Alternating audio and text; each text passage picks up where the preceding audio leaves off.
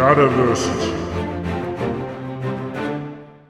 Greetings, I'm Shad, and welcome back to Fantasy Rearmed. And even though I've expanded the breadth of Fantasy Rearmed to look at different fantasy tropes, it started out by looking at the best weapons that would actually suit certain fantasy creatures if you looked at their physical characteristics from a realistic perspective, with an understanding of these weapons and how they operate in the real world. And we have come to some really interesting conclusions, and sometimes some conclusions that were not really intuitive, but suited these creatures so much more.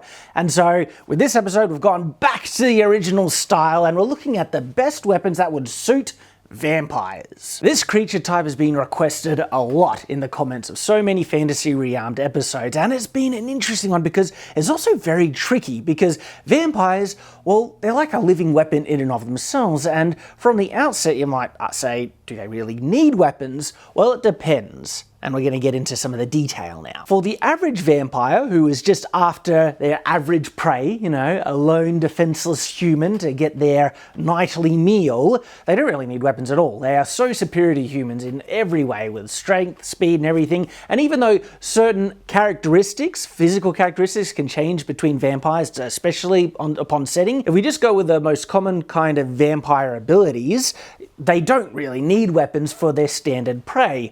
But when they come up against, enemies that are actually equipped to fight them, well, then now we might actually be in the realm of the type of weapons we want to use. And what if a vampire actually comes across a human that is capable of defending themselves to a certain level? What if they're actually an adventurer and the vampire didn't know? Well, remember, weapons are force multipliers, so whatever force that a vampire can produce naturally, they can multiply that force to a devastating degree with a weapon. Well, in this regard, weapons do become very useful, even on top of their natural abilities, even though they're a living weapon. And so in those circumstances when they want a weapon, what's the best one? Well, there's a lot of weapons to pick between. We can look at swords and the various different types of swords, a cut focus sword or a thrusting focus sword, or we can look at axes, we can look at bows and all these other things. So let's break it down a bit. And the default always kind of is, well, swords are so popular, okay? And so if a vampire needed a weapon, would they pick a sword? We can figure this out by looking at the results the vampire wants. If a vampire wants to defeat an opponent that they actually want to eat,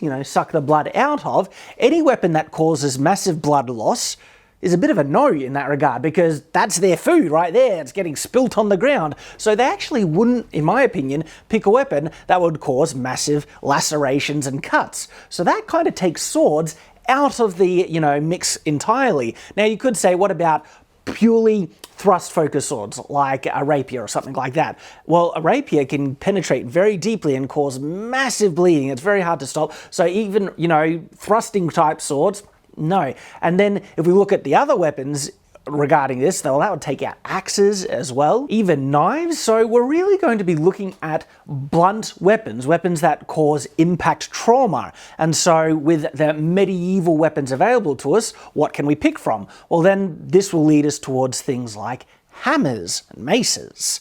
Now, this is an interesting kind of result, because from the outset, you wouldn't really think that these are the type of weapons that suit vampires, but when you really try and break down what they would want to achieve in this combat, and that's basically to incapacitate their opponent, take away any vulnerability that might be posed to them, and nullify any threat to them, well, we're already guided to an interesting result that isn't necessarily intuitive. But when you break down the logic, it makes a lot of sense. One solid whack in the guts by a mace or warhammer, I mean, I don't care how muscly or well-trained this human is, they're gonna drop, okay? That's gonna really take them out. And again, you have to think about this, like breaking bones, all these things can cause devastating damage, and their food isn't really being spilt or lost in any regard. It can cause huge internal bleeding, but that's not a problem at all. The blood is still within this sack of meat that they want to eat. Alright, so blunt weapons absolutely are at the top of the list. Now let's look at the different types of blunt weapons and figure out which one suits them most. Because there's not just maces and warhammers, you have, well, I mean, there's the flail, but I made a whole video on the flail. Not really a fan. And there's things like the pole hammer. I mean, what about different types of hammers? You've got the mallet or Maul, which is what Fantasy Warhammer is usually based on. Again, I made a video addressing that as well. I make a lot of videos. What about the Quarterstaff? I mean, there's a good, versatile, blunt weapon, so there's things to think about here. Now, in my opinion, when I think of vampires, they tend to like to float around populated centers. The more people that are nearby them, well, that's their food source. So when I think of a vampire hunting and stuff, I don't necessarily picture them often being secluded away in a hidden forest or, a hut where not many people are. It's usually in populated centers. So that means a weapon that suits their environment would be something that would be good for close confines like dark alleyways, streets and things. And so if we're looking at that, well, pole weapons do become less effective. Now, in my opinion, the trope to say that pole weapons are wholly ineffective in close confines is overemphasized. They could be used to a great level of effect, even in a cave, all right? A spear is a forward-thrusting weapon. You don't need a lot of swinging action to use a spear effectively. And so if you have enough room in front of you and behind, you can still use a spear quite well. But with a vampire, well, no, they don't want to use spears because too much blood loss on their opponents. But what about a Quarterstaff, okay? Well, yeah, poking action, they could get some pretty powerful thrusts, especially with how strong a vampire is. But to get the most effect out of a Quarterstaff, you do want to swing it. And then, this is where we get into some difficulties if you're in a close confined alley. You wouldn't be able to use it as well, but generally there's not much, obstructions over top, so you could do some really large downward swings. Yet, having said that, it still doesn't feel like the most efficient weapon because you can take all the weight that is in this Quarterstaff and use a heavier material, so you're kind of condensing it into a smaller package, yet get easily as much punch. And so again, looking at the Mace or Warhammer, they can be hugely devastating. They don't need nearly as much room to be used effectively. Even though the Quarterstaff can be used to a level of effect, in my opinion, in close confines, you just have to change the way you're using it. You get less restrictions with a smaller weapon, and they can pack easily as much punch because of their greater weight being made out of metal. So we've kind of come back to the Warhammer or Mace. Well, let's compare these two. Which one out of the Warhammer and Mace would suit a vampire more? Well, the Warhammer, interestingly, their hammerheads are usually much smaller in reality than people see in fantasy, and so that force is confined to a very, very small area. Nowhere near as small as the edge of a blade, like on a sword or axe, but still quite, focused in. Because of that, I actually feel it's far more likely that you would puncture the skin with a Warhammer than with a mace, depending on the type of mace. I really got to specify this because you're probably thinking of the Morning Star or something like that with big spikes on it. That's going to puncture the skin and then cause bleeding and blood loss, and you don't want, all those reasons.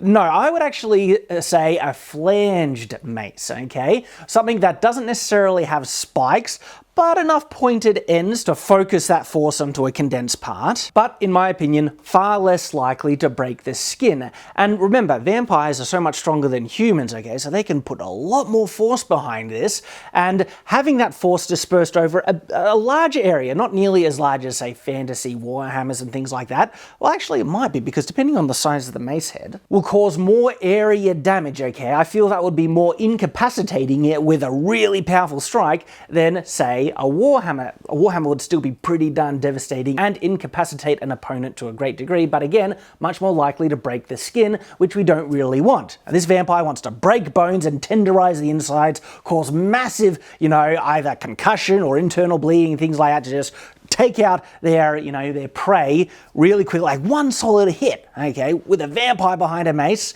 the guy's going to drop, and then all the blood is there for them to feast on. So in my opinion, the mace is more preferable over the Warhammer. And what's interesting, going into this analysis, the mace was like one of the last weapons I thought would have come up as the most preferred and logically applicable weapon that suits a vampire's not only physical abilities, because really their physical abilities would enhance the effectiveness of any weapon, but really the results of what they want to achieve, okay, in fighting. Now, is this weapon, the mace, as applicable when we try and, say, change up what they want to get out of it, change up the enemies they're fighting, because vampires, they wouldn't just fight prey. I mean, that's what they would only want to fight, but one of the most prevalent things if you have vampires in a setting are vampire hunters. So these are guys who know what the vampire, is capable of, and they're there to exploit those weaknesses. So if I was a vampire hunter, one of the main things I would want to do is protect myself from their jaws latching onto my skin. So that means armor, absolutely, armor all the way. And like vampires, they're obviously much stronger than humans, but is that strong enough to just crush hardened steel plate? I don't think so, in my opinion. With a weapon, maybe, but not by themselves. And so if I was decked out in properly made full plate armor, that vampire can latch onto me, try and bite me. It's not going to get through, it's not going to crush my armor, but they could certainly grapple me and hold me in place. And so what would I do next to try and prevent that grappling action? I would line the coating of my plate with silver, silver vampires. So that means a vampire wouldn't even be able to touch me, and me as a vampire hunter is in a pretty good strong position to try and combat these nasties. I mean, seriously, vampire hunters who do not wear armor, I don't know what they're saying. In a medieval setting, don't know what they're thinking, but okay, because if they're not wearing armor... So if the vampire hunter isn't wearing armor and the vampire isn't as concerned about preserving its meal, and in my mind, because the vampire hunter is a threat, that wouldn't be as high a priority. They would want to just take out that threat, and in this case, there are much better weapons than the mace to take out an opponent. The sword being one of the best. It is so versatile and so effective in causing huge damage, specifically to people not wearing armor. Against armor, the sword is quite poor. You can still use it, it can still be effective, but there are much better weapons. When fighting someone not in armor, absolutely, the sword comes back up to the top. Now, there is the spear, and generally the spear is a superior weapon to the sword, except that it is not good against multiple opponents. If a vampire wanted to take out several vampire hunters who weren't wearing armor in one stroke, they would definitely have the strength to slice through one opponent and hit the next. The sword is much better for area control and multiple opponents. So then, what type of sword? One-handed versus two-handed? Well, the specific pros and cons of one-handed versus two-handed. Two-handed swords can get away with being longer because you can use two hands on them, so therefore you get more reach. But if you had a sword of similar length that's one-handed, you can extend your body further and get more reach. And because vampires have greater strength, I don't actually think they need a two-handed sword, and keeping that offhand free for another weapon or defensive item is actually quite a beneficial thing. So the circumstances that would encourage you to use a two-handed sword don't really apply as much to a vampire, and keeping that offhand free for another weapon or a shield, which would be very beneficial to protect against silver coated arrows or spikes or whatever, would be very useful, and with their greater strength, they could get away with using a one-handed sword that has a much longer blade. They're not as restricted to the weight categories and sizes that regular humans have, so a more custom, longer-bladed one-handed sword would be my pick for the vampire if they're fighting an opponent not wearing armor and they weren't concerned about saving the blood. I kind of like vampires as a monster. I usually, like the overpowered monsters less, and vampires are very overpowered.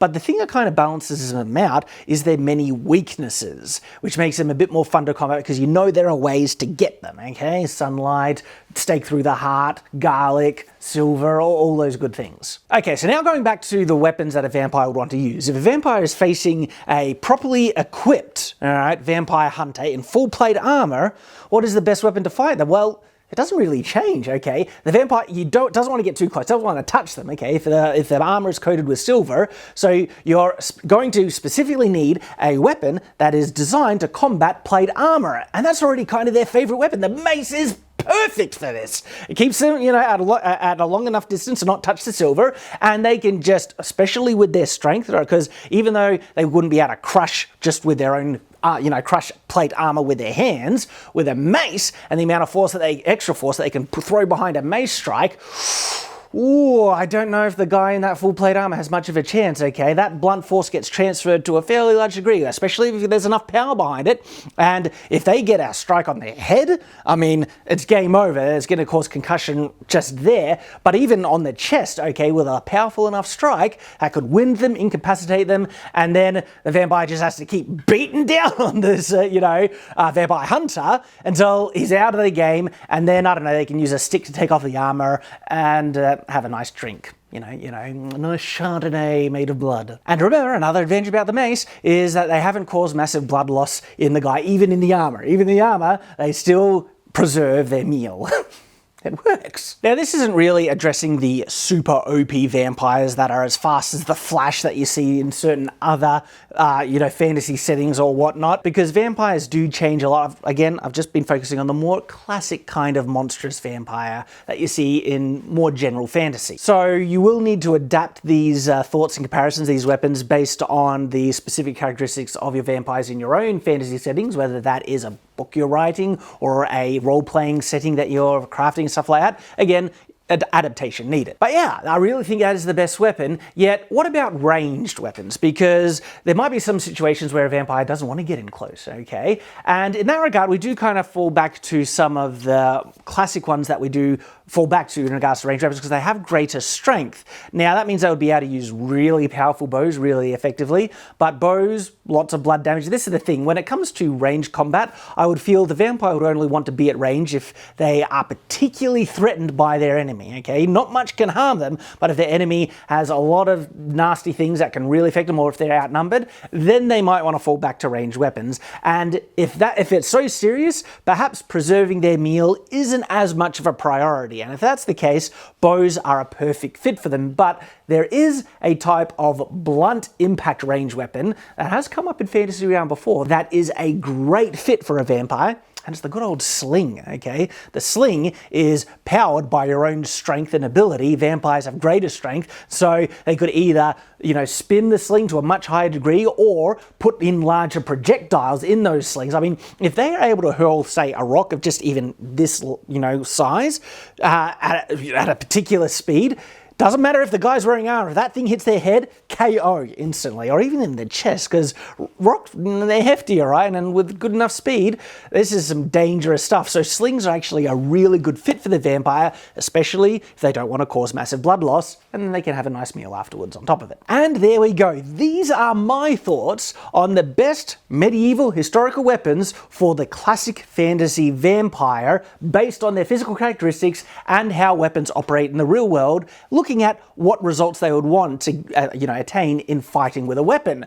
So again, a very different conclusion than what I was kind of expecting going into this exploration. I'd love to hear your thoughts in the comments below. Are there any other weapons you think would suit a vampire really well? So yes, I look forward to reading them, and of course I look forward to seeing you in the next episode of Shadowversity. So until that time, farewell.